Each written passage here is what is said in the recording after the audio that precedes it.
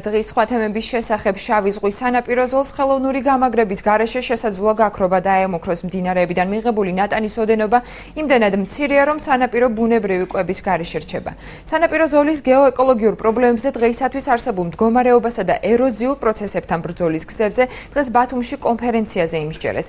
ეკოლოგები და გარემოს დამცველები რეგიონში შექმნილ მდგომარეობას მიმდინარე ეროზიულ პროცესების გამო საგანგაშოდ მიაფასებენ. შეხვედრაზევე გამოიკვეთა, რომ ამ კუთხით სახელმწიფოს ერთიანი მმართველობის სისტემა არ გააჩნია.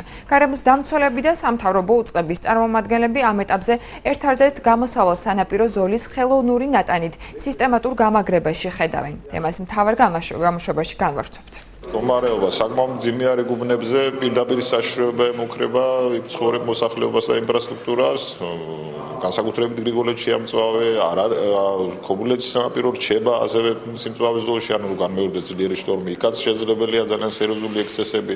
ბათუმის სანაპირო ზოლში, ახალ ბულვარში, იქაც სახეზე ანგრევა და შეიძლება ეს პროცესი გაგრძელდეს საბოლოო ჯამში, მომავალში, თუ ამ შემთხვევაში შტორმი ძლიერი იქნება.